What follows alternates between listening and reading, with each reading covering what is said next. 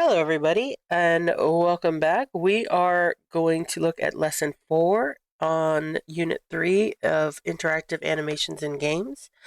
My name is Miss Nunes, and I am a computer science teacher that is working primarily with middle school this year.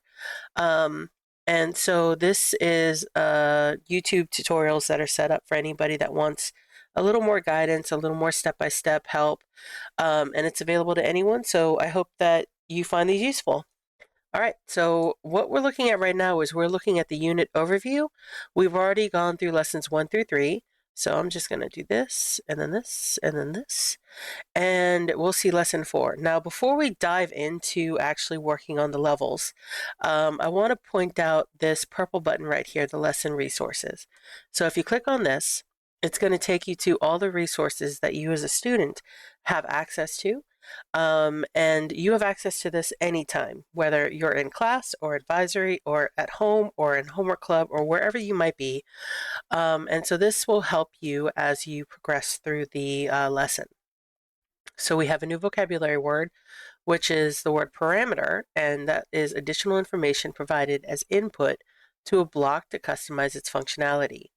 All right, so I've been using the word parameter for a while now, but the parameter is what you put in here where it says color, or here where it says X or Y or W or H.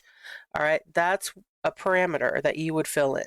All right, so we have new code as well. So now we've got our background color, not just the fill color. We have an ellipse where we've played with the X and the Y on previous levels. Now we're also going to play with the width and the height. Same thing for rectangles. All right, so we're going to get started with level 1. All right, so it says new parameters. The code below has familiar rectangle blocks, but with additional values as part of the block. These additional values are called parameters. They let you customize and control the behavior of blocks. Look at the code with a partner and discuss what you think it will do. Try to guess how you think these new parameters are changing the way the rectangle blocks will behave. Once you have answered the question, click Run to see the program's result. All right, so before I can click Run here, I have to look at the code and then see if I can figure out what's going to be. So we're going to enter our answer here. And so line 1 says we're going to fill blue, so we're going to have something that's blue. Line 2 says rectangle, and then the parameters say 100, 100, 100, 200.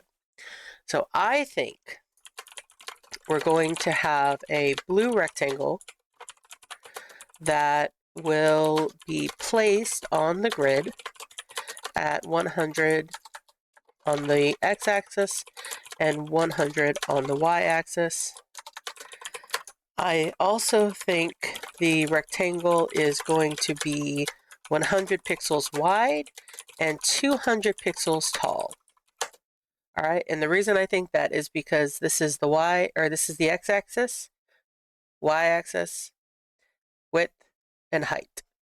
So then we get down to line 3, which is a break, and then line 4, we'll have another rectangle that is red. This one will be located at 250 on the x-axis and at 100 on the y-axis. It will be 100 pixels wide and 150 pixels tall. All right, so I'm going to press Run and see if I'm right. All right, there we go. So we have red one and a blue one. We have a taller and okay, yeah. So yeah, everything that I thought might happen ended up happening. So we're going to click Finish, and I will see you on level 2. Here we go.